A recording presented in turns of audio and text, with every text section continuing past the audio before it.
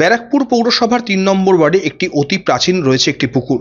সেই সুভাষনগর কলোনি এলাকায় যে পুকুরটি রয়েছে সেই পুকুরে কেউ বা কারা রাতের অন্ধকারে বিষ মিশিয়ে দেয় বলে অভিযোগ করেন স্থানীয় বাসিন্দারা। এই পরিপ্রেক্ষিতে স্থানীয়রা একজোট হয়ে একটি সাংবাদিক বৈঠক করেন, যেখানে বলা হয় যে বা যারা এই পুকুরে বিষ মিশিয়েছেন তার সঙ্গে সরাসরি যোগ রয়েছে ব্যারাকপুরের বর্তমান বিধায়ক কৌস্তব বাগচির। যদিও এই বিষয় নিয়ে কৌস্তব বাগচির মুখোমুখি হলে তিনি জানান যে এই অভিযোগ করছেন অর্থাৎ ব্যারাকপুর সাংগঠনিক জেলার যিনি প্রাক্তন সভাপতি ছিলেন অহেন্দ্রনাথ বসু, তিনি একটা সময় বিজেপির দল বিরোধী কাজকর্ম করেছেন। তিনি সরাসরি অভিযোগ করেন যে বিগত লোকসভা নির্বাচন ছিল, সেই নির্বাচনে যিনি প্রার্থী হয়েছিলেন, যিনি বর্তমানে মন্ত্রী অর্জুন সিং, সেই অর্জুন সিং এর বিরুদ্ধেও কিন্তু একাধিক জায়গায় এই অহেন্দ্রনাথ বসুকে বলতে শোনা যাচ্ছে যে অর্জুন সিংকে ভোট না দেওয়ার জন্য।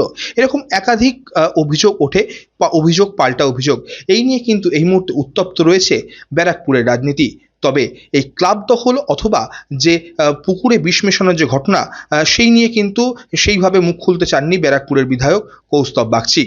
কারণ কিছুদিন আগে আপনারা জানেন 3 দিন আগে এই পুকুরে কে বা কারা বিষ দিয়েছিল, বিষ দিয়ে পুকুরে মাছ মরে গেছে। এবং সেক্ষেত্রে প্রদীপ ঘোষের নেতৃত্বে মানে তারা আমাদের পার্টির লোকেদের ওপর ব্লেম দিয়েছেন যে এরা বিষ দিয়েছে, বিষ দিয়ে এই পুকুরের মাছ মেরেছে। তার কারণ হচ্ছে আপনাদের কিছু কিছু ঘটনা তো আপনারা জানেন যে পশ্চিমবঙ্গে আমরা ক্ষমতায় আসার পর আমরা ভেবেছিলাম যে পশ্চিমবঙ্গের পরিবর্তন হবে, একটা সামগ্রিক পরিবর্তন হবে। কিন্তু আমরা যেটা দেখছি যে পশ্চিমবঙ্গে বিজেপি আসার পর বিজেপির হাতেই বিজেপি কর্মীরা এখন লাঞ্ছিত হচ্ছেন।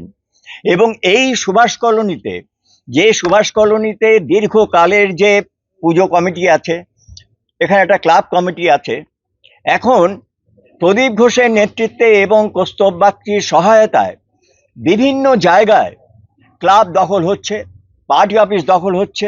আপনারা জানেন এখানে তৃণমূলের একটা পার্টি অফিস ছিল ব্রিজের নিচে, সেই ব্রিজের নিচে একদিন দেখি সেটা বিজেপির পার্টি অফিস হয়ে গেছে। বিজেপি জেতার পর বিভিন্ন ক্লাবের চাবি, এই এলাকার বিভিন্ন ক্লাবের চাবি প্রদীপ ঘোষ, যিনি একনিষ্ঠ বিজেপির কর্মী বলেন, বিজেপির জেলা কমিটির নেতা বলেন, তিনি সবার কাছ থেকে চাবি নিয়েছেন। আর চাবি নিয়ে নিজের বসংবাদ যারা আছে তাদের তিনি তার কমিটি তৈরি করে দিয়েছেন। এখানকার এতদিনেও এখানকার মানুষরা পুজো কমিটি, ক্লাব কমিটি তারা তাদের মতো করে চালাতো।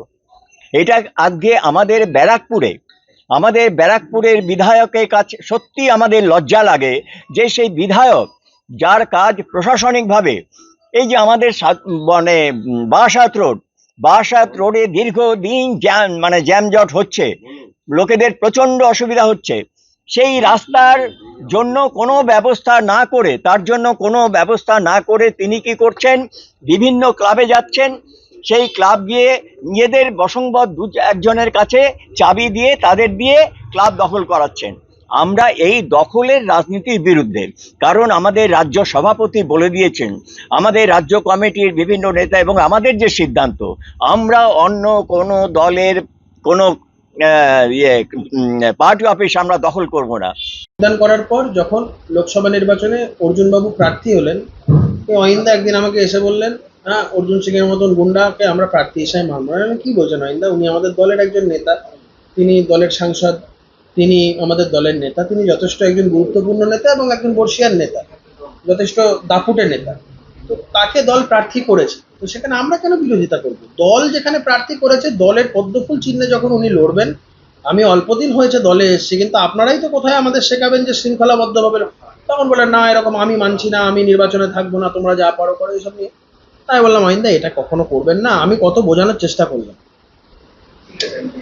এই একটা পর্ব গেল, তারপরে নির্বাচন মিটে গিয়ে তারপরে হঠাৎ দল যখন আমাকে প্রার্থী করলো, দেখুন আমি তো এই কথা বলতে পারিনি আগে থেকে যে দল আমাকেই প্রার্থী করবে, দল মনে হয়েছে যে আমাকে প্রার্থী করবে।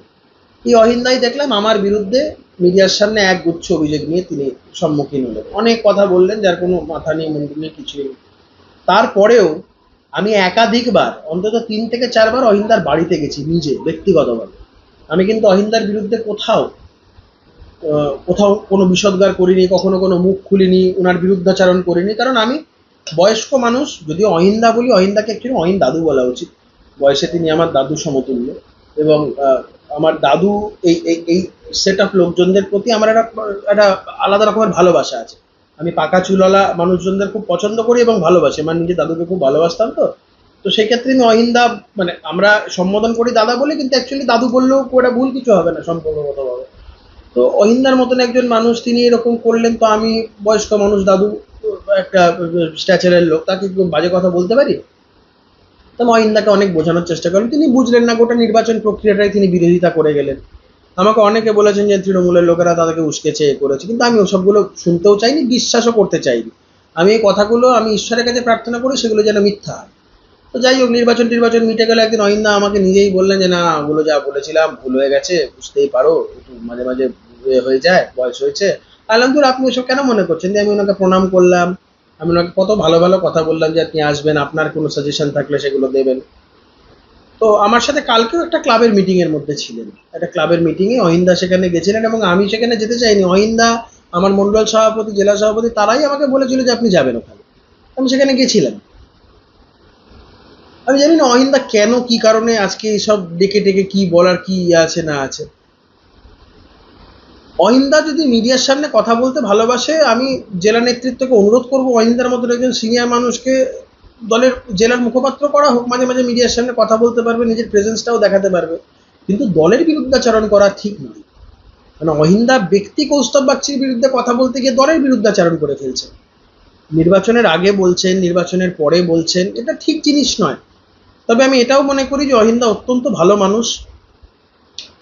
যা গরম পড়েছে সেই গরমে, আর অহিন্দার ব্লাড প্রেশারের একটা সমস্যা আছে, তো সেই ক্ষেত্রে উত্তেজিত হয়ে গিয়ে অহিন্দা কিছু এক্সেস কথা বলে ফেলেছে। হয়তো এই কথাগুলো উনি বলতে চাননি, হয় এটা একটা কারণ। দ্বিতীয়ত আর একটা কারণও হতে পারে, এই মাতৃসদন, এনসিএসি ক্লাব, এই সমস্ত জায়গাগুলোতে আমরা সঠিকভাবে হাত দেওয়াতে এবং বেশ কিছু দুর্নীতির জায়গা প্রকাশ্যে চলে আসাতে কিছু মানুষের অসুবিধা হচ্ছে, যার মধ্যে অন্যতম ব্যারাকপুরের প্রাক্তন পৌরপ্রধান উত্তম দাস। তো এখন এটা তো কেউ বলবেও না বা স্বীকারও করবে না। আমাকেও বলেছে, আমি সেটা বিশ্বাসও করতে চাই না। আমাকে কেউ কেউ বলছে নাকি আমাদের দলের দু একজনের মারফত উত্তম দাস মহাশয়, তিনি নাকি এই অহিনবাবুকে এইটা করার জন্য আর কি, একটা নির্দেশ বলাটা ঠিক হবে না, উস্কিয়েছেন আর কি। আর সেটা অহিন্দা সেই উস্কানিতে পড়ে গিয়ে এই কথাগুলো বলেছে। বিশ্বাস করুন, এই কথাগুলো আমি একদম বিশ্বাস করতে চাই না। ঈশ্বরের কাছে প্রার্থনা করি যেন এই কথাগুলো সর্বৈব মিথ্যা হয়। অহিন্দার মতন মানুষ, পাকা চুলওয়ালা, শুভ্র কেশ, তার যেন এই শুভ্র বেশেও যেন কোনো দাগ না থাকে শেষ বয়স অব্দি। আমি শুধু এটুকুই প্রার্থনা করব, অহিন্দা এই গরমের মধ্যে এই ব্লাড প্রেশারের কারণেই হোক বা অন্য কারোর উস্কানির কারণেই হোক, এমন কিছু করবেন না যেটাতে আপনার সম্মান, আপনার ব্যক্তিগত জীবনে, শেষ জীবনে এসে লোকে আপনাকে নিয়ে দু চারটে কটু কথা বলে। যদিও আমি সেটা কখনোই হতে দেবো না। আমি এখনো বলছি, অহিন্দার প্রতি আমার 100% সহমর্মিতা, সম্মান, শ্রদ্ধা সবটাই অটুট আছে।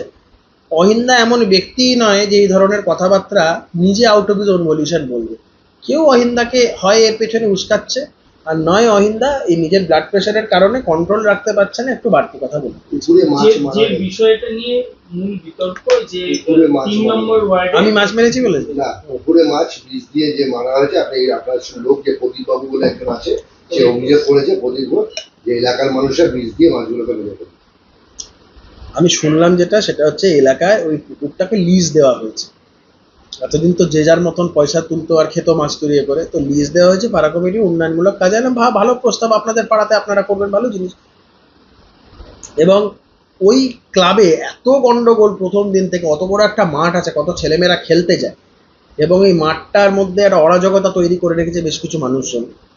তো আমি প্রদীপবাবুকে, যেহেতু প্রদীপবাবু ওখানে আমাদের প্রাক্তন কাউন্সিলর, ওনার স্ত্রী প্রাক্তন কাউন্সিলর ছিলেন, তো এবং তিনি এবং আমি ওখানে সবাইকে, যে বিবাদী আরেকজন যে পক্ষ যাদেরকে বলা হচ্ছে, আমি তাদেরকেও ডেকেছিলাম, কিন্তু তারা কিছু ক্ষেত্রে অনমনীয়। তাদের প্রতি আমার কোনো বিষোদগার নেই, আমি তাদেরকেও খুব ভালোবাসি, তাদের প্রতি আমি যথেষ্ট শ্রদ্ধাশীল। তাদের মধ্যেও একজন দুজন এরকম আছে যারা যথেষ্ট মানে শিক্ষিত, রুচিশীল মানুষ। তারা যথেষ্ট শিক্ষিত এবং রুচিশীল মানুষ। একজন স্কুল টিচার আছে, এ আছে, এরকম অনেক ভালো ভালো শিক্ষিত রুচিশীল মানুষ আছেন, এক্স সার্ভিসম্যান আছে, এরকম অনেক আছেন। কিন্তু কোনো কারোর বশত ওরা হয়তো বিপদে চালিত হচ্ছে। এখন দেখুন, পুকুরে মাছ মেরে ফেলার অভিযোগ সেটা পাড়ার লোকে করেছে, এখানে আমারও কোনো ব্যাপার নেই, বা আমি জানি না প্রদীপবাবুরও হয়তো এখানে কোনো ব্যাপার নেই, বলতে পারবো না। কিন্তু এগুলোকে নিয়ে এত বড় জলঘোলা করা তো কোনো মানে হয় না।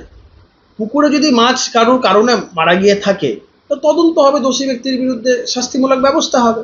যদি যার বিরুদ্ধে অভিযোগ হয়েছে তিনি যদি ক্লিন থাকেন, তাহলে তার বিরুদ্ধে কোনো ব্যবস্থা হবে না। কিন্তু এটার জন্য প্রেস কনফারেন্স ডেকে অবান্তর কথাবার্তা বলা, ব্যক্তিগত আক্রমণ করেছে আপনাদের। না, আমি এটা খারাপভাবেই নিই না। দেখুন, আমার যদি আমার দাদু আজকে বেঁচে থাকতো, আমার দাদু যদি আমাকে দু চারটে বাজে কথা বলতো, আমি কি খারাপভাবে নিতাম? বয়স্ক মানুষ, আমার দাদু সমতুল্য, দাদুকে আমি প্রণাম জানাই। শুধু এইটুকু বলবো, দাদুর যারা বাড়ির লোকজনরা আছে, একটু তাল মিছরি ভেজানো জল খাওয়ান, যা গরম পড়েছে। এ ব্লাড প্রেশার যদি আনকন্ট্রোলড এরকম হয়ে যায়, মানে অন্যরকম অঘটন ঘটে যাবে, আমি চাই না সেটা হোক। অহিন্দা খুব ভালো থাকুক, অহিন্দা বলুন বা দাদু বলুন, আমি চাই উনি খুব ভালো থাকুন, সুস্থ। ব্যারাকপুর থেকে শুভজিৎ সিং এর রিপোর্ট, কলকাতা টিভি।